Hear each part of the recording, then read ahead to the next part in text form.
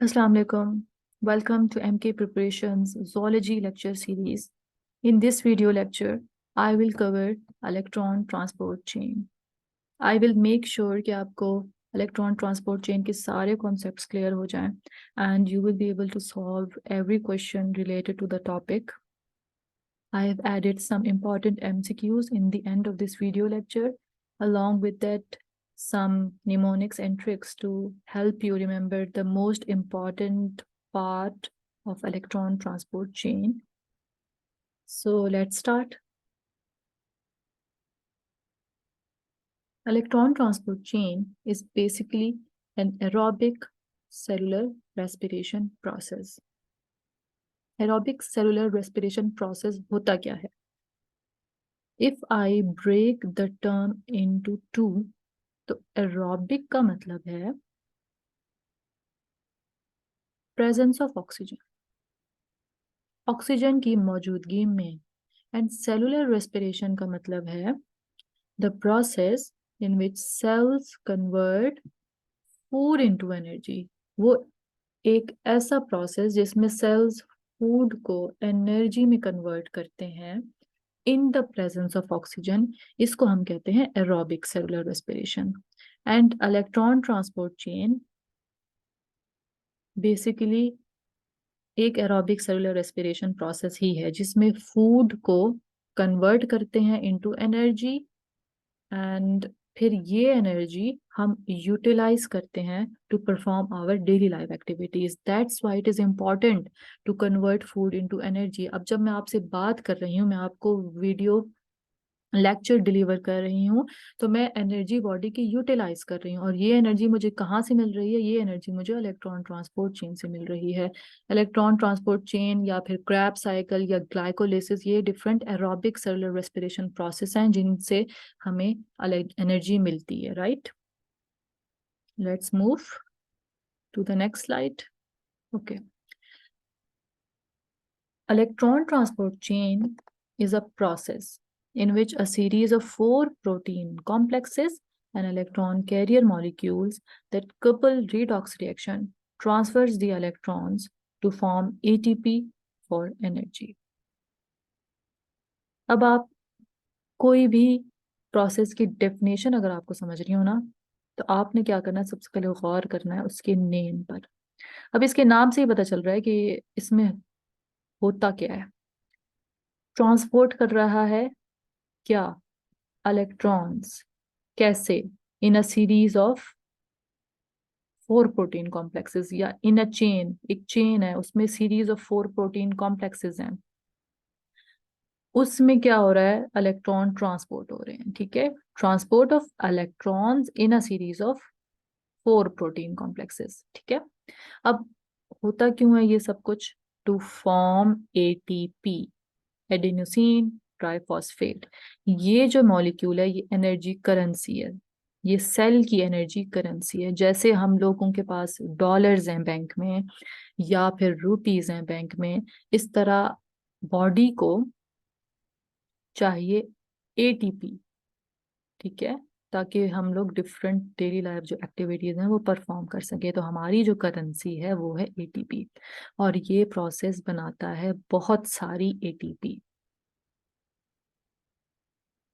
And product क्या है electron transport chain का? ATP, energy currency of the cell, and water. Water भी form होता है, ठीक है, इलेक्ट्रॉन ट्रांसपोर्ट चेन में। इलेक्ट्रॉन ट्रांसपोर्ट चेन बेसिकली होती कहाँ है? It is present in inner membrane of mitochondria. Mitochondria के स्ट्रक्चर से भी मैं समझाती हूँ कि इसमें से इनर मेम्ब्रेन कौन सी है। सबसे पहले माइटोकॉन्ड्रिया में होता क्या क्या है? माइटोकॉन्ड्रिया में होती है एक आउटर मेम्ब्रेन, माइटोकॉन्ड्रिया में होती है इनर मेम्ब्रेन, माइटोकॉन्ड्रिया में एक होता है इंटर मेम्ब्रेन स्पेस, एंड एक होता है माइटोकॉन्ड्रिया में मैट्रिक्स,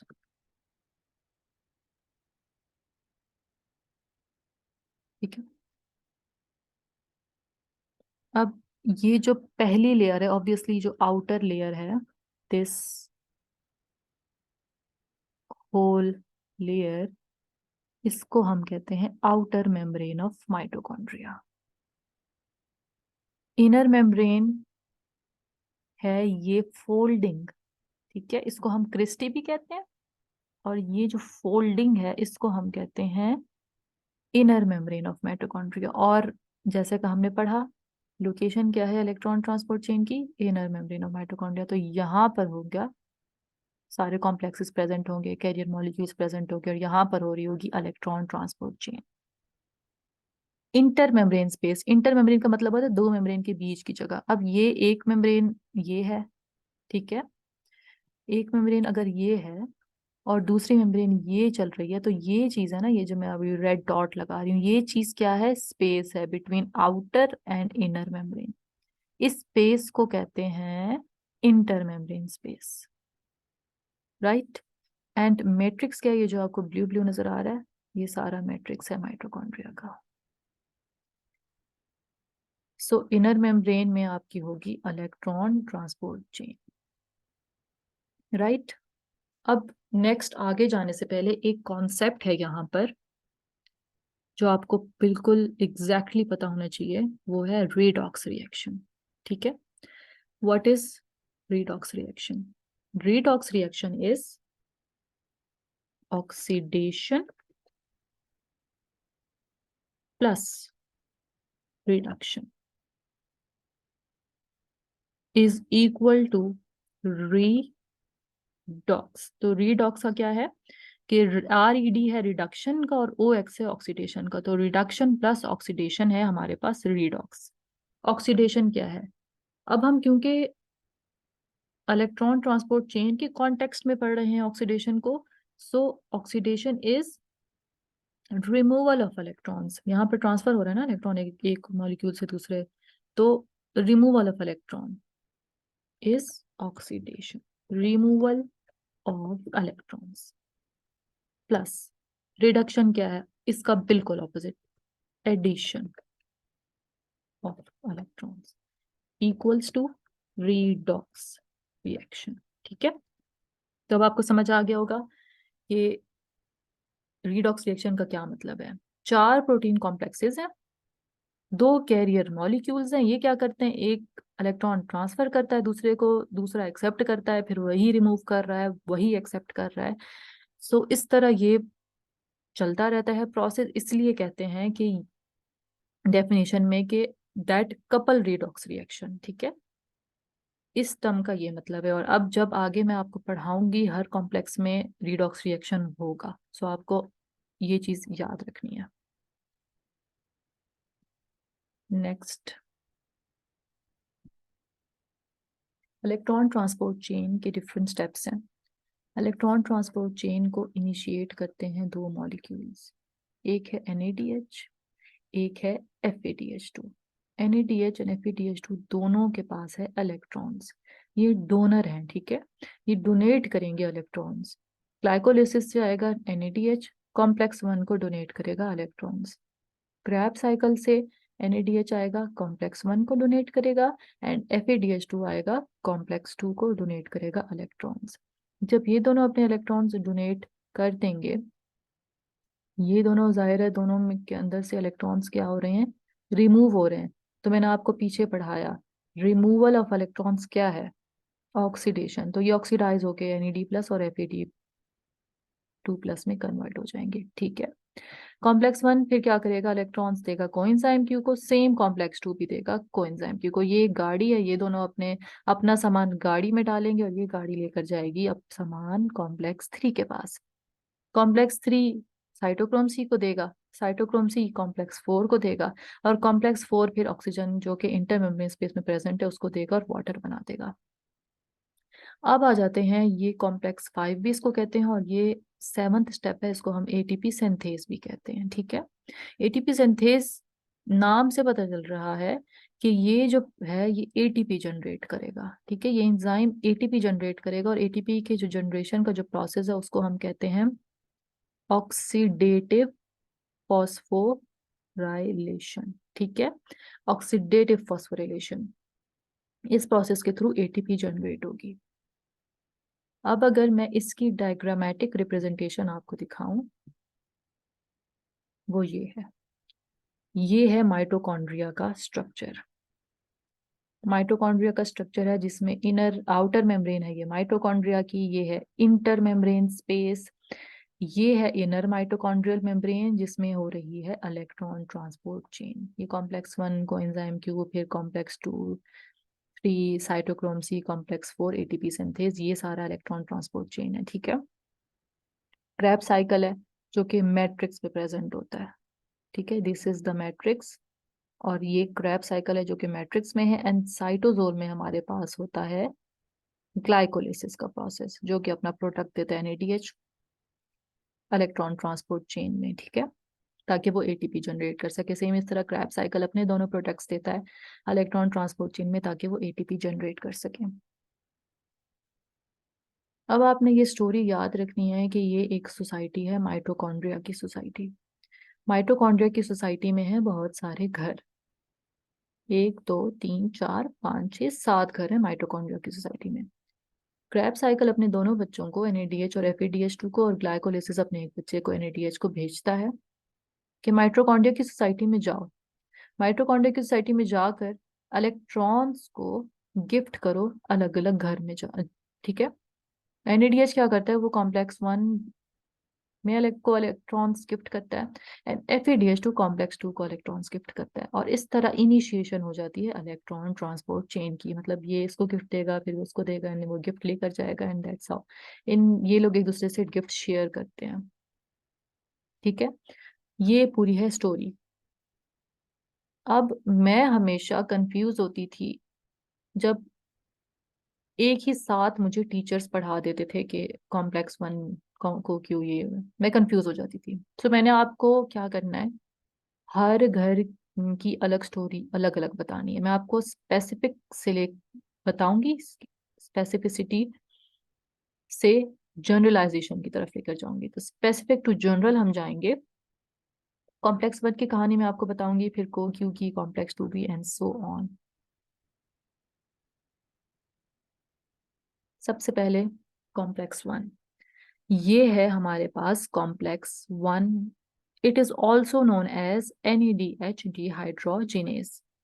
क्रैब साइकिल अपने प्रोडक्ट्स NADH देगा। NADH क्या करेगा, it will react with complex 1 enzyme NADH dehydrogenase. Complex 1 क्या करेगा, इलेक्ट्रॉन्स ले लेगा NADH से। जब NADH से इलेक्ट्रॉन्स रिमूव हो जाएंगे, तो मैंने आपको पहले क्या पढ़ाया, रिमूवल ऑफ इलेक्ट्रॉन्स है ऑक्सीडेशन, तो ये ऑक्सीडाइज होके NAD+ में कन्वर्ट हो जाएगा। इलेक्ट्रॉन्स आ गए कॉम्प्लेक्स 2 घर में। कॉम्प्लेक्स 2 के अंदर जब इलेक्ट्रॉन्स आ गए तो FMN एक फैमिली मेंबर है, FMN कहेगा मुझे इलेक्ट्रॉन्स पसंद है, मुझे दे दो। ये इलेक्ट्रॉन्स एक्सेप्ट कर लेगा, रिड्यूस हो जाएगा FMNH2 में। रिडक्शन हो गई ना यहाँ पर, रिड्यूस हो गया FMNH2 में। FMNH2 को ये इलेक्ट्रॉन पसंद नहीं आएंगे, तो फिर FMNH2 अपने इलेक्ट्रॉन्स दे देगा किसको, iron sulphur protein, iron sulphur centres. Iron sulphur centre ये प्रोटॉन एक्सेप्ट करेगा।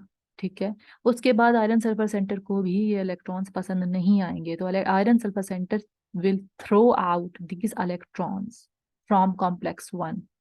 ठीक है, एंड ये अपने इलेक्ट्रॉन्स दे देगा कोएंजाइम क्यू को, जो कि अलग घर है। ठीक है, वो मैं उसकी और कहानी अलग बताती हूँ, बस आपको याद रखना है कि 2 इलेक्ट्रॉन्स इसने निकाल दिए बाहर।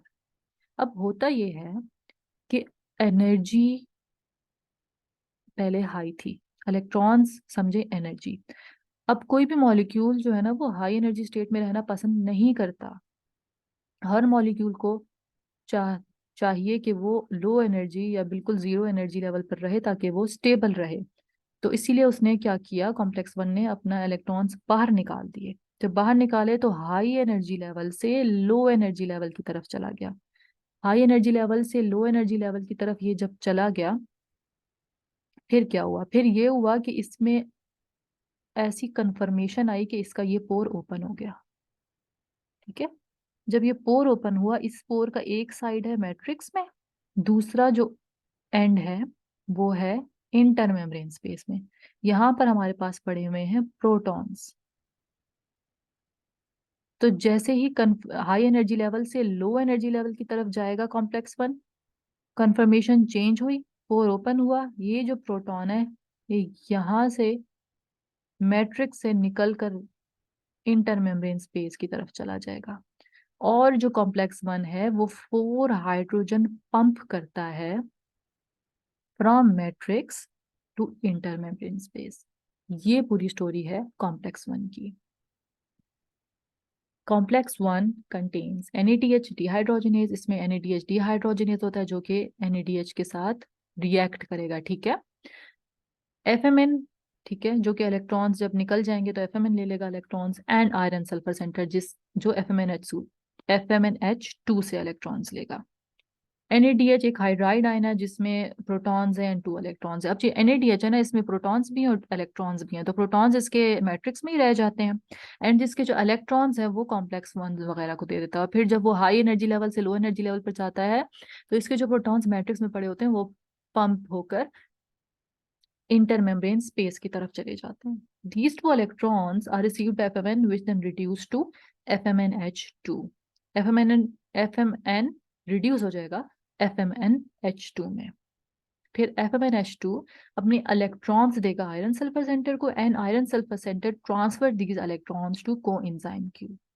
Here the complex one goes from high energy level to low energy level, harvest this energy and pumps the 4 hydrogen ions from matrix to intermembrane space। Next move करते हैं। अब ये जो इलेक्ट्रॉन निकला है ये अब, ठीक है, ये कहाँ जाएगा या फिर बाकी अब फिलहाल हम पढ़ेंगे कॉम्प्लेक्स 2, ठीक है। Next, okay, complex 2 is also known as succinate dehydrogenase, ठीक है, इसमें एंजाइम है सक्सिनेट डिहाइड्रोजनेज।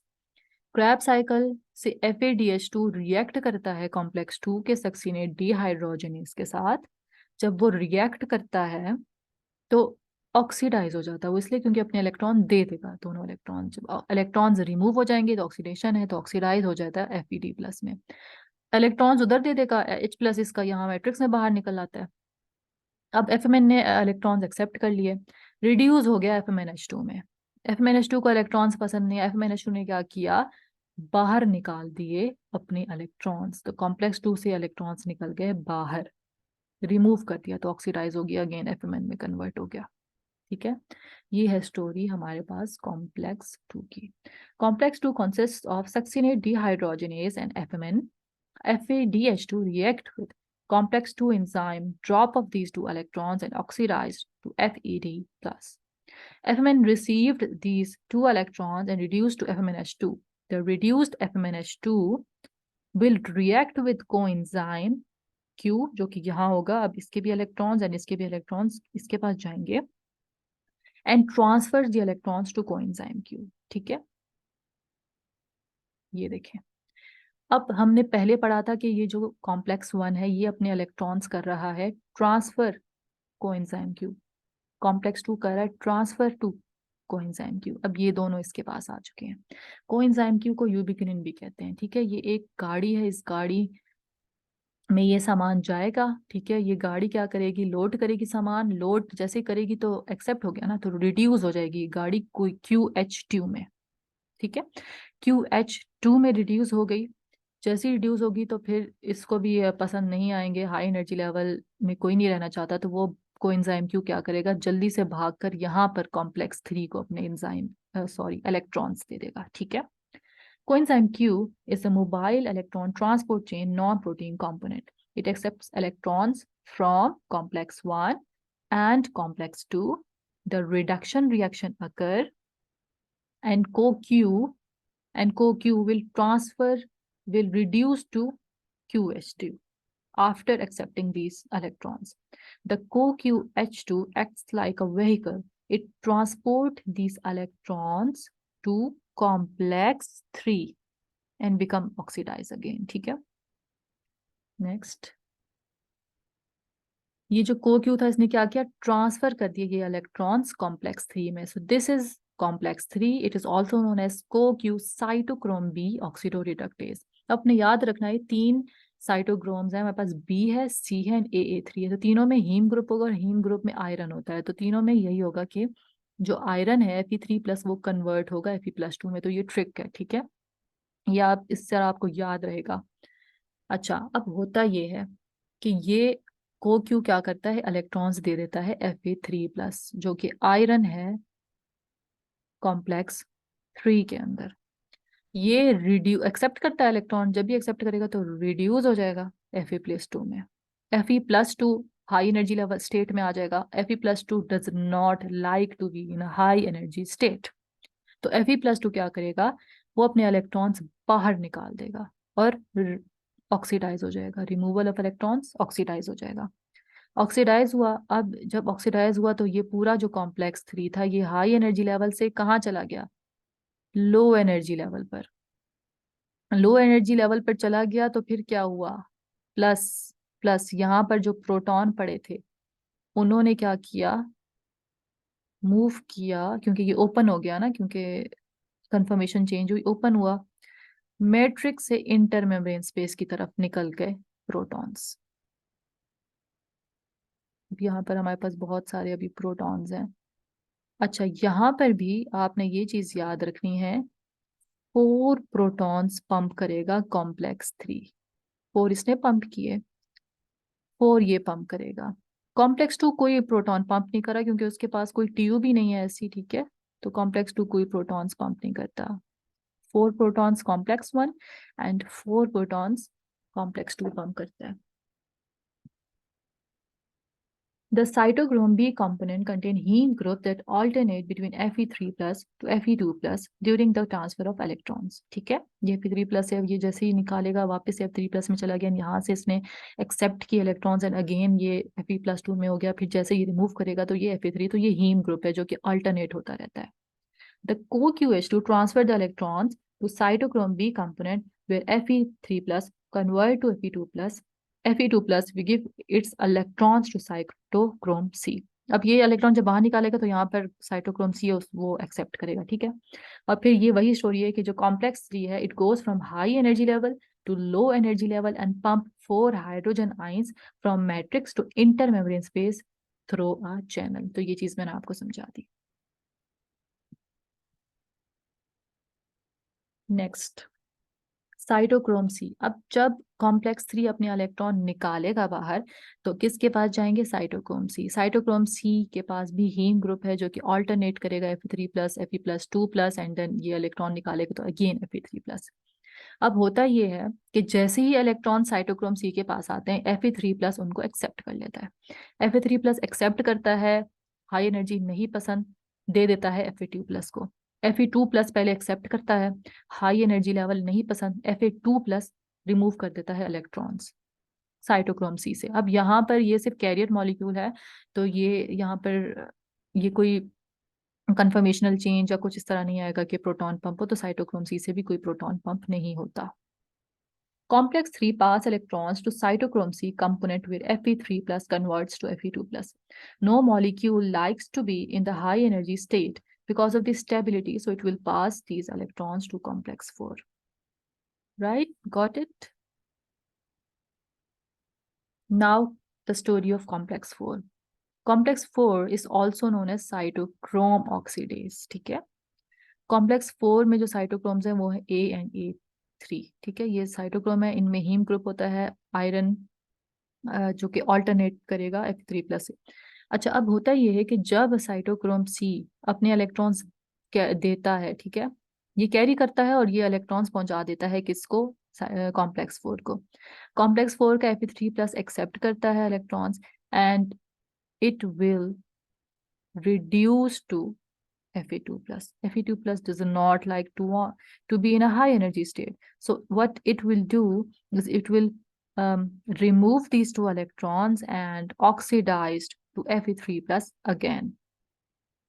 अब जब हाई कॉम्प्लेक्स 4 Fe2+ से जैसे ही इलेक्ट्रॉन्स निकलेंगे तो ये जो कॉम्प्लेक्स 4 है ये हाई एनर्जी लेवल से लो एनर्जी लेवल की तरफ जाएगा। सेम स्टोरी, कन्फर्मेशनल चेंज होगा, ठीक है। उसके बाद क्या होगा कि यहाँ पर पोर ओपन होगा, जैसे ही पोर ओपन होगा जो ये प्लस मैट्रिक्स में पड़े हुए हैं ये प्लस पंप होकर निकल जाएंगे बाहर इंटर मेम्ब्रेन स्पेस की तरफ। तो अभी हमारे पास इंटर मेम्ब्रेन स्पेस में बहुत सारे आ गए। और आपने ये बात याद रखनी है, जो कॉम्प्लेक्स 4 है वो 2 प्रोटॉन्स पंप करता है, ठीक है। ये जो है ये 4 प्रोटॉन्स पंप करता है, ये 4 करता है, और ये कॉम्प्लेक्स 4 जो है ना 2 प्रोटॉन्स पंप करता है। Complex 4 consists of cytochrome A and A3. These cytochromes consist of Fe plus 3, which will accept electrons from cytochrome C and reduce to Fe plus 2, जो मैंने बताया. The Fe plus 2 will transfer its electrons to oxygen to form water because it does not prefer high energy level. अब जब ये electron जाएंगे ना तो ये स्टोरी थोड़ी डिफरेंट हो जाएगी, क्योंकि अब कॉम्प्लेक्स खत्म हो गए, 4 ही प्रोटीन कॉम्प्लेक्सेस थे जो हमने पढ़े थे एंड 2 प्रोटीन मॉलिक्यूल से, तो ये तो कॉम्प्लेक्सेस खत्म हो गए। अब क्या होगा, ये जो इलेक्ट्रॉन्स है ये कहाँ पर जाएंगे। The complex 4 pump proton from matrix to intermembrane space by going from high energy level to low energy level. The energy is harvested to pump proton. जैसे ही हाई एनर्जी लेवल से लो एनर्जी लेवल की तरफ गए तो वो जो energy होगी वो ये पंप करेगी इलेक्ट्रॉन को मैट्रिक्स से इंटरमेम्ब्रेन स्पेस में। ओके,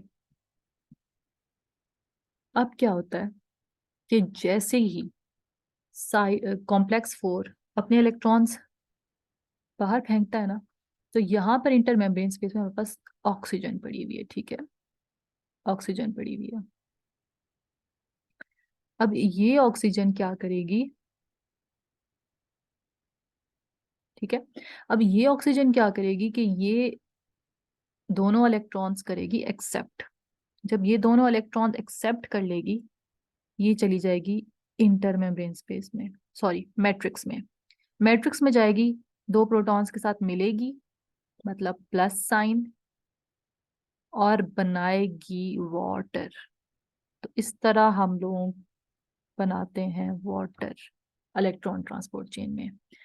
कॉम्प्लेक्स 4 से इलेक्ट्रॉन्स निकले, ऑक्सीजन इंटरमेम्ब्रेन स्पेस में थी, मिले वहां से, ऑक्सीजन ने उठाया इलेक्ट्रॉन्स को, यहाँ आई, इन प्रोटॉन्स को उठाया, और वाटर की फॉर्मेशन इस तरह हो जाती है।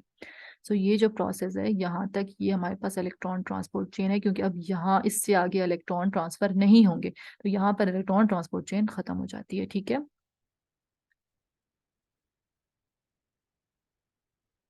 The Fe plus 2 will transfer its electrons to oxygen present in intermembrane space. ये जो ऑक्सीजन है, the oxygen will accept these two electrons combined with hydrogen ions. The reaction of oxygen, hydrogen ions, and electrons will result in the formation of water. Next, okay. अब ये एक पूरा complete process है, ठीक है।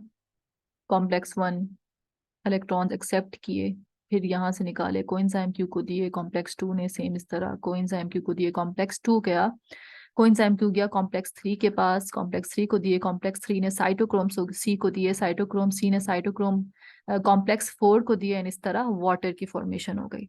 अब होता ये है इस पूरे प्रोसेस में मैंने आपको क्या बताया, प्रोटॉन्स पंप होते जा रहे हैं, प्रोटॉन्स पंप होते जा रहे हैं, बहुत ज्यादा प्रोटॉन्स अब हो गए हैं हमारे पास इंटरमेम्ब्रेन स्पेस में। जब इंटरमेम्ब्रेन स्पेस में बहुत ज्यादा प्रोटॉन्स हो जाए ना तो मैट्रिक्स में कम है, तो आपका एक डिफरेंस ऑफ चार्ज आ जाता है। अब यहाँ पर प्लस प्लस कितने ज्यादा है, यहाँ पर प्लस नहीं है, तो क्या हो गया, डिफरेंस ऑफ चार्ज, इसको कहते हैं इलेक्ट्रोकेमिकल ग्रेडियंट। तो इलेक्ट्रोकेमिकल ग्रेडियंट जनरेट हो चुका है। जब इलेक्ट्रोकेमिकल ग्रेडियंट जनरेट हो जाता है ना, बहुत सारे प्रोटॉन्स, इलेक्ट्रोकेमिकल ग्रेडियंट जनरेट हो जाता है। अब क्या होगा कि ये अब चाहते हैं कि भाई हम लोग डाउन द ग्रेडियंट जाएं। डाउन द ग्रेडियंट का मतलब है हाई कंसंट्रेशन से लो कंसंट्रेशन की तरफ हमें जाना चाहिए। जब ये ग्रेडियंट जनरेट होता है तो ये F not part ATP synthase का एक्टिवेट हो जाता है, इसका पोर ओपन हो जाता है, और इलेक्ट जो प्रोटॉन्स हैं वो यहां से मूव करके मैट्रिक्स में वापस चले जाते हैं। सो यहाँ से इलेक्ट्रोकेमिकल ग्रेडियंट जनरेट होने से इनकी मूवमेंट तक, इस प्रोसेस को कहते हैं कीमियोस्मोसिस, ठीक है। इस प्रोसेस को कहते हैं कीमियोस्मोसिस, कीमियोस्मोटिक थ्योरी भी कहते हैं, ठीक है। ये हो गया कीमियोस्मोसिस। अब मैं आपको एक दफा एटीपी सिंथेज जो है इसका स्ट्रक्चर बताती हूँ। ये F0 पार्ट है, और जो ये पार्ट है ना, इसको कहते हैं F1 पार्ट। F0 हो गया, F1 हो गया। F0 पार्ट एक्टिवेट होता है तब जब इसकी कंसंट्रेशन ज्यादा होगी, इलेक्ट्रोकेमिकल ग्रेडियंट जैसे ही जनरेट होता है ये इसको ओपन कर देता है, ठीक है, तो ये एक्टिव हो गया। ये जो है इसको कहते हैं रोटेटर, रोटेटर, ठीक है, रोटेटर। और ये हमारे पास है रॉड, नोड रॉड जो भी। और जो ये तीन है उनको कहते हैं हम beta catalytic units, beta catalytic units, ठीक है, बीटा कैटेलिटिक यूनिट्स। ये बीटा कैटेलिटिक यूनिट्स हैं, ये रॉड है, ये रोटेटर है, एंड ये F0 पार्ट है, और ये पूरा F1 पार्ट है। जो मैंने आपको बताया कीमियोस्मोसिस वो यहाँ तक है, तो इसको पढ़ लेते हैं। ATP synthase is like an engine motor, ये एक मोटर की तरह है, ठीक है। ये जो रोटेटर है ऑब्वियसली ये रोटेट करेगा, that will generate the ATP, उसकी रोटेशन से एटीपी जनरेट होगी। It has two parts, F0 and F1। There is a high concentration of hydrogen ions in the intermembrane space than matrix, जो मैंने आपको बताया। This creates an electrochemical gradient. Because of this concentration gradient, protons will move from high concentration to low concentration, that is from intermembrane space to matrix. तो यहाँ से लेकर high concentration से जाएंगे इंटर मैट्रिक्स में लो कंसेंट्रेशन में। ये जो ग्रेडियंट है ये क्रिएट करेगा इंटरमेम्ब्रेन स्पेस,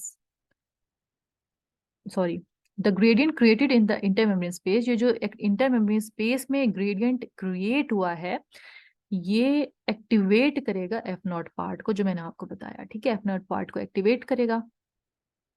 अब इस F0 पार्ट में है आर्जिनिन, एक प्रोटीन है, ये यहाँ पर मैंने लिखा हुआ है आर्जिनिन प्रोटीन।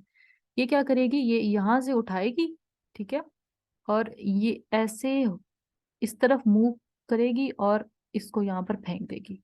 इसका सिर्फ यही ओपन है, ठीक है। तो समझे एक बेलचा है, तो उसने यहाँ पर H+ को रखा हुआ है, तो यहाँ से रखा हुआ है, यहाँ फेंक देगी, यहाँ से उठाएगी, यहाँ फेंक देगी।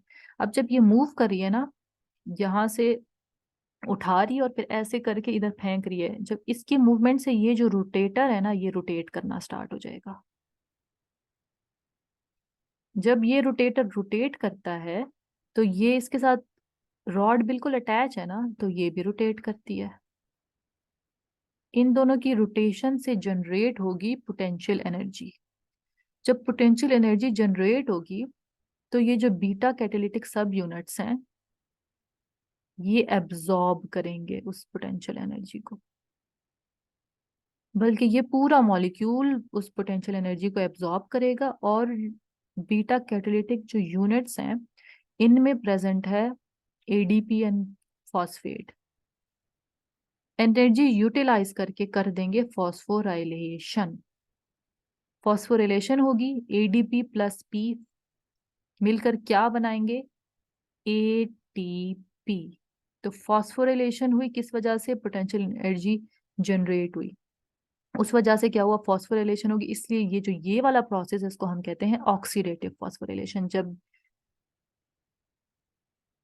F0 प्रोटॉन्स को ला रहा है इंटर मेम्ब्रेन स्पेस से मैट्रिक्स में, तो क्या हो रहा है, मूवमेंट हो रही है, मूवमेंट हो रही है, रोटेट कर रहा है। ये रोटेशन के बाद क्या होगा, रॉड रोटेट करेगी, एनर्जी जनरेट होगी, एनर्जी जनरेशन के बाद फॉस्फोरिलेशन होगी, ऑक्सीडेटिव फॉस्फोरिलेशन, और उसके नतीजे में बनेगा एटीपी। अब इसको हम थोड़ा टेक्स्ट वाइज पढ़ लेते हैं। The arginine protein in F0 takes protons, switches it to a different channel, turns back and repeats the process. Due to the movement, the rotator starts to rotate, which causes the rod to spin. This produces potential energy that will be absorbed by ATP synthase. ये पूरा molecule उसको absorb करता है और phosphorylation करता है, ठीक है। With the help of this energy, the beta catalytic subunits, जो कि मैंने बताया ये 3 beta catalytic subunits हैं, alpha, beta and gamma, they combine ADP and inorganic phosphate, ADP and inorganic phosphate, and produces ATP. ये पूरा प्रोसेस है electron transport chain, जिसके अंदर यहाँ पर एटीपी की जनरेशन में ऑक्सीडेटिव फॉस्फोरिलेशन हो रही है एंड यहाँ पर हो रहा है कीमियोस्मोसिस। अब मैं आपको, आई होप कि आपको पीछे पूरा समझ आ गया हो डिफरेंस, बट मैं फिर भी आपको एक दफा प्रॉपर डिफरेंस समझा देती हूँ। ओके, इलेक्ट्रॉन ट्रांसपोर्ट चेन नाम से ही पता चल रहा है, transport of electrons in a series of complexes. तो ये जो कॉम्प्लेक्स वन से इलेक्ट्रॉन ट्रांसपोर्ट हुआ, ठीक है, सबसे पहले तो क्रैब साइकिल से आया, ग्लाइकोलिसिस से आया, इलेक्ट्रॉन ट्रांसपोर्ट हुआ कॉम्प्लेक्स वन में, कॉम्प्लेक्स टू ने दिया कोएंजाइम क्यू को, एंड देन यहाँ से complex three cytochrome C and complex four के बाद हमारी क्या जनरेशन हुई थी, वाटर की फॉर्मेशन हुई थी। तो वाटर की फॉर्मेशन तक हमारे पास जो प्रोसेस है वो है इलेक्ट्रॉन ट्रांसपोर्ट चेन। अब जब ये इलेक्ट्रॉन ट्रांसपोर्ट चेन प्रोसेस हो रहा है तो क्या हो रहा है, बहुत ज्यादा इंटरमेम्ब्रेन स्पेस में प्रोटॉन्स हो गए हैं। जब बहुत ज्यादा प्रोटॉन्स हो गए इसका मतलब है इलेक्ट्रोकेमिकल ग्रेडियंट हो गया जनरेट।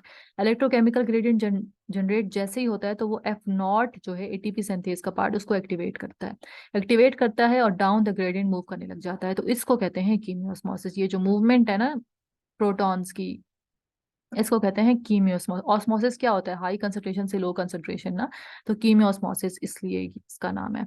उसके बाद जब ये एफ नॉट है ये पहुंचा रहा है तो इस वजह से रोटेटर रोटेट करता है, रॉड रोटेट करती है, पोटेंशियल एनर्जी जनरेट होती है, और ये जो एंजाइम है एटीपी सिंथेज ये पोटेंशियल एनर्जी को एब्जॉर्ब करता है अपने कैटालिटिक सब यूनिट्स की हेल्प से और फॉस्फोराइलेट कर देता है एडीपी प्लस फॉस्फेट। ये दोनों फॉस्फोराइलेट होते हैं, ऑक्सीडेटिव फॉस्फोरिलेशन होकर एटीपी जनरेट होती है। तो ये जो एटीपी जनरेशन का स्टेप है ये ऑक्सीडेटिव फॉस्फोरिलेशन है। ये तीनों ओवरऑल ऑक्सीडेटिव फॉस्फोरिलेशन है जिसमें इलेक्ट्रॉन ट्रांसपोर्ट हो रहे हैं। इलेक्ट्रॉन ट्रांसपोर्ट चेन के अंदर हमारे पास कीमियोस्मोसिस है और ऑक्सीडेटिव फॉस्फोरिलेशन है। सो ये डिपेंडेंट है एक दूसरे पे, ये तीनों ही हमारे पास इलेक्ट्रॉन ट्रांसपोर्ट चेन के प्रोसेस हैं, ठीक है।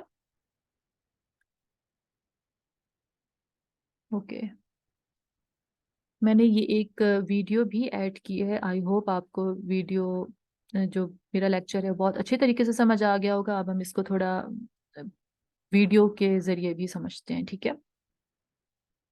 ओके, NADH ने अपने इलेक्ट्रॉन्स दिए, सेम FeDH2 भी इलेक्ट्रॉन्स देगा, ये कॉम्प्लेक्स वन को दे रहा है, कॉम्प्लेक्स टू को। ये इलेक्ट्रॉन्स जाएंगे कोएंजाइम क्यू के पास, ठीक है, ये देखें, और यहाँ से प्रोटॉन पंप हो गया। फिर कॉम्प्लेक्स थ्री के पास गए, प्रोटॉन पंप हो गया। फिर साइटोक्रोम सी के पास गए, फिर साइटोक्रोम सी ने साइटोक्रोम फोर को दे दिए, साइटोक्रोम फोर से प्रोटॉन पंप हुए, ठीक है, और ये यहाँ से आएगा ऑक्सीजन, ऑक्सीजन आया, प्रोटॉन्स आए मिले, एंड ये वाटर की फॉर्मेशन, राइट। नेक्स्ट नेक्स्ट है हमारा एटीपी सिंथेसिस कैसे होती है। वाटर की फॉर्मेशन तक हमने देख ली वीडियो। अब क्या होता है कि यहाँ पर बहुत सारे प्रोटॉन्स हैं, ठीक है, H+H+, बहुत ज्यादा प्रोटॉन्स हुए हैं, इलेक्ट्रोकेमिकल ग्रेडियंट जनरेट हो गया। अब ये क्या करेंगे, ये हमारे पास एटीपी सिंथेज एक मॉलिक्यूल है, ठीक है, जो कि एटीपी जनरेट करेगा। इसके ट्यूब से जाएंगे जो कि एफ नॉट पार्ट है, आर्जिनिन क्या करेगा, यहाँ से उठाएगा यहाँ फेंकेगा, पोटेंशियल एनर्जी जनरेट होगी। जब पोटेंशियल एनर्जी जनरेट होगी तो ये जो है ना फॉस्फोराइलेशन हो जाएगी, यहाँ एडीपी प्लस फॉस्फेट, और यहाँ निकलेगा हमारा एटीपी। देखिए, ये देखें, प्रोटॉन्स जा रहे हैं बहुत से, ATP phosphate, phosphorylation and ATP generate. So ये हमारा कंप्लीट प्रोसेस हो गया इलेक्ट्रॉन ट्रांसपोर्ट चेन का। एमसीक्यूज में कैलकुलेशंस पूछ सकते हैं कि कितने एटीपी जनरेट करते हैं, क्या प्रोसेस है। तो फोर जो प्रोटॉन्स हैं they are required to generate one ATP. एक एटीपी बनाने के लिए हमें चार प्रोटॉन्स की जरूरत है। NADH टोटल बनाता है 2.5 एटीपीज, FADH2 बनाता है 1.5 एटीपी। ये आपके एमसीक्यूज में आ सकता है, ठीक है। FADH2 बनाते हैं 1.5 ATP. Total number of ATP electron transport chain के प्रोसेस में होती है 30 to 32, 30 से 32। ये डिफरेंट बुक्स हैं, जिनमें डिफरेंट थोड़ी लिखी हुई है, बट मोस्टली जो है ना 30 से 32 के बीच में ही होता है। एंड पूरा जो एरोबिक सेलुलर रेस्पिरेशन का प्रोसेस है जो मैंने बताया, ग्लाइकोलिसिस हो गया, क्रैब साइकिल हो गया एंड इलेक्ट्रॉन ट्रांसपोर्ट चेन, ये पूरा प्रोसेस होता है जिसकी वजह से हमारे पास 34 से 38 एटीपीज बनती हैं मोस्टली। अब आप खुद देखें इलेक्ट्रॉन ट्रांसपोर्ट चेन में बन रही हैं। I have added some mnemonics and tricks to help you remember some complex names, donors, etc. अच्छा, complex names को याद रखने के लिए there is this mnemonic. Nadir and Suman synthesized ATP in UCBAA3 complex. ठीक है, अब आपको याद रहेगा कि इससे आपको कॉम्प्लेक्स याद रखने हैं। Nadir is NADH dehydrogenase, Suman succinate dehydrogenase। ठीक है, दो कॉम्प्लेक्स ही हो गए, complex 1 and complex 2। Synthesize ATP, तो एटीपी सिंथेज एक लास्ट जो 7 स्टेप था, इसको हम कॉम्प्लेक्स 5 भी कहते हैं। ठीक है, ये हो गया इन UCBAA3 complex. UC is ubiquinone coenzyme Q, C is cytochrome C, B is complex 3 and AA3 is complex 4। तो इस तरह आपको कॉम्प्लेक्स के नेम्स याद हो जाएंगे। Then proton donors, number of protons and products के लिए sister, NAD and FAD. NAD is NADH, ठीक है, और फैड इज FADH2। तो आपको अब याद इससे रहेगा कि जो डोनर्स हैं वो कौन है, NAD and FAD. Cooked 442 dishes, जैसे मैंने पहले बताया, पहला जो कॉम्प्लेक्स है वो 4 प्रोटॉन्स पंप करेगा, दूसरा कॉम्प्लेक्स 4, उसके बाद दूसरा सॉरी तीसरा कॉम्प्लेक्स 4 एंड फोर्थ जो कॉम्प्लेक्स है वो 2 प्रोटॉन्स पंप करेगा। तो इससे आपको याद रहेगा कि कितने पंप हुए proton. Sister, NAD and FAD cook 442 dishes with ATP and water and the products of electron transport chain ATP and water।